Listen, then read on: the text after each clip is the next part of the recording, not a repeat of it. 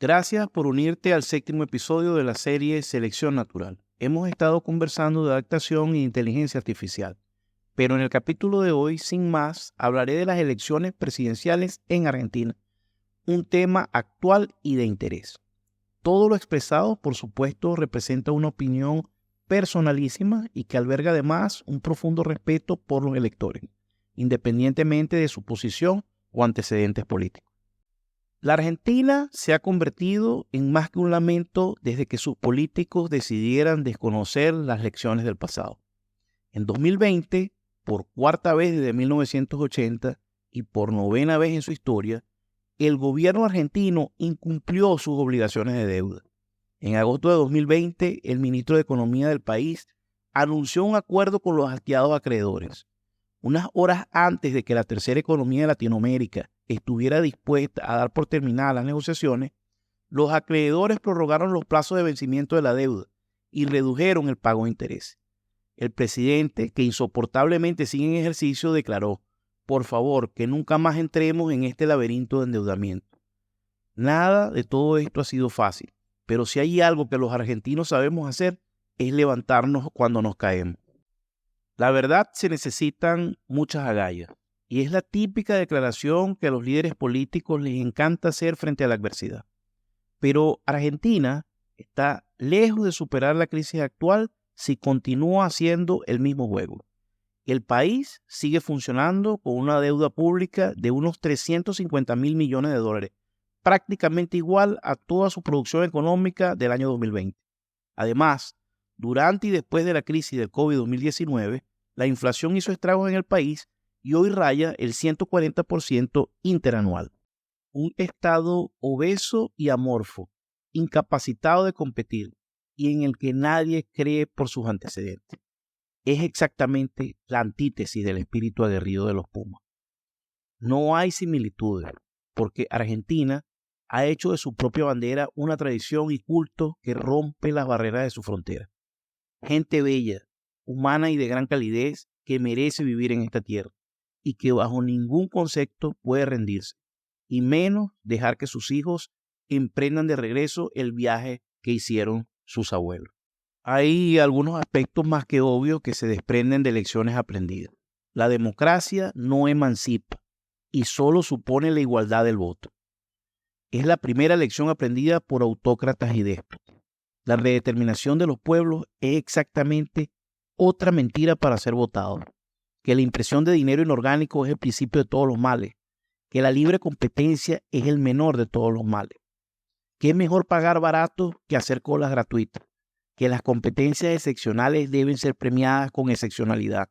Y que el orden de mérito debe sustituir los sorteos y las loterías igualitarias. Que la educación, aunque sea pública, no puede ser gratuita.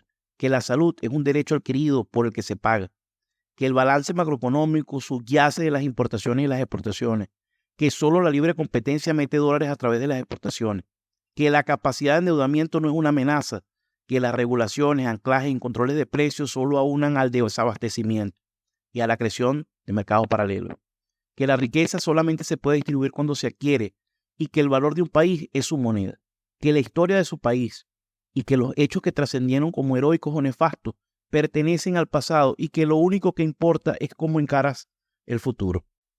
Bancársela en la Argentina es una característica cultural que trasciende la diplomacia. La frase ¿qué va a hacer? Y la otra ¿y sí? Son dos aspectos muy sofisticados para justificar el status quo. Está normalizado. Todos conocen la causa de los males y también el qué va a hacer. Y nada sería más importante que dar las gracias, porque en Argentina es importante dar las gracias. Y sí, tal vez esto sirva para explicar cómo hizo el partido peronista kirchnerista para conseguir un candidato presidente y ministro de Economía que pueda hablar en tercera persona siendo el presidente en ejercicio, responsable de la inflación y al que hay que dar las gracias porque asumió las riendas y se bancó la catástrofe de Alberto y Cristina. Vaya sacrificio. Y sí, gracias, ministro de Economía. Nadie te vincula con el 140% de inflación. Eres un logro adaptativo del peronismo. Ser gobierno y oposición es un ritual funerario y ya todos saben lo que va a pasar. Pero, ¿qué cara dura eres, flaco? No sé si es tan sorpresivo la coincidencia del escándalo de Martín Soralde por el Yategate, o como me gusta más, la sombra de Martín el Seductor, fue un hecho diplomático de mucha singularidad, porque ni siquiera la banderada de Juntos por el Cambio se atrevió a calificarlo de un hecho de corrupción, dejándola en una posición bastante sui generis. La realidad es que cómo cuesta entender a Patricia, porque la potencialidad de su discurso de mano dura no se dejó de ver ni tímidamente. Es lamentable porque desperdició una oportunidad de lujo para intercambiar votos. En su lugar, casi lamentablemente fue mejor y más destacada la opinión política del comunismo, para quienes nunca daré referencias ni nombre y que igual que siempre reivindican la historia de luchas de izquierda trasnochada. En mi opinión, Juan Schiaretti ha logrado un apoyo mayoritario para alcanzar el Ministerio de Turismo. Fue tendencia en Google Trends para búsquedas asociadas al primer debate por su gestión regional.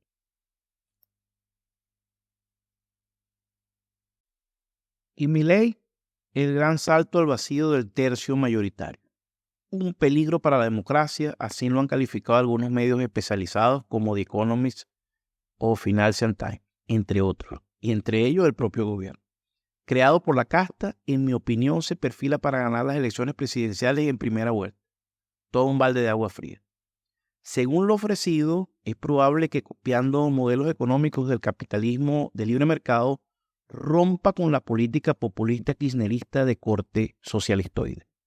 Sería un gran mérito de adaptación para los argentinos y una esperanza para todo el continente. Los intentos anteriores de liberalizar han fracasado y de forma general en Argentina representaría un gran pase de página. Igual que siempre, esto no representa una recomendación para su elección. Pero si Milei gana las elecciones el próximo 22 de octubre, el país podría, en teoría, volver a convertirse en un laboratorio de ideas apasionantes que promuevan el dinamismo. Y muy relevante porque la propuesta intrínseca de cambios demandará grandes ajustes y regulaciones para poner en marcha la flotación de dólares que ha propuesto. Y entre otras cosas, requiere la capacidad para renegociar la deuda que está siendo dejada al borde del 10º default de la historia, financiar el nuevo cono monetario y construir un Estado esbelto hipercompetitivo. Algunos datos relevantes. Es la Argentina el tercer país con más dólares por habitante. Un gran contraste con el 40% de pobreza del país y con el 9.3% de indigencia. La confluencia política de las fuerzas de oposición vislumbran un cambio inminente. Cambios y las estrategias de financiación serán apoyadas por el potencial energético fósil y por la sed de productos minerales en apoyo a la descarbonización mundial. En conjunción, la Argentina tiene como nunca la fórmula para financiar la liberalización. El camino, que no se supone fácil, será más prometedor en la medida en que la elección se resuelva sin necesidad de ir al balotaje. Es la elección de los argentinos y el deber de las fuerzas políticas es apoyarla. Lo digo particularmente por el discurso de gobernabilidad que hacen Bullrich y Macri. El desbalance en el cambio peso-dólar nunca fue más parecido al de bolívar-dólar en la Venezuela del periodo 2015-2018. No veo forma de evitar un ajuste brusco de peso frente al dólar. Ineludiblemente y por la fuerza del mercado será equilibrado pronto el tipo de cambio. Anecdótico y real. Cuando en 2016 descubrí accidentalmente que en la frontera con Colombia se conseguían productos venezolanos a 7 o 10 veces el costo de lo que se vendían en el país y que aún así los colombianos lo compraban en oferta, empecé a entender que en lo sucesivo se generaría desabastecimiento y muchos más problemas. En ese periodo, hasta los billetes se vendían en Colombia a mayor valor de lo que la moneda podía pagar en Venezuela.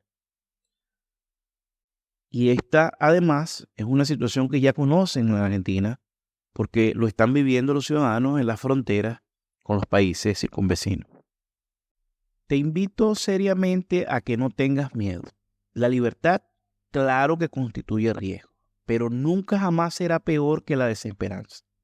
Como el cáncer es una enfermedad infernal que algunas personas deciden enfrentarla con valentía, consecuencias y cicatrices, y algunas otras deciden morir. Es una elección. Por mi parte, yo creería que la candidata Patricia Bullrich representa el factor de poder al que le corresponde ser gobierno por mayoría simple. Sin embargo, me cuesta creer que a estas alturas no esté entendida las redes para ofrecer la coalición que necesita Javier Milei en el plan de liberalizar a la Argentina. Omitir la revancha y dedicarse a gobernar, que es la solución para todos. Si llegaste hasta aquí, gracias por quedarte hasta el final. Si crees que merece ser compartido, también te lo agradezco. Puedes escribirme a mi correo electrónico valeriamt@gmail.com o dejar tus comentarios.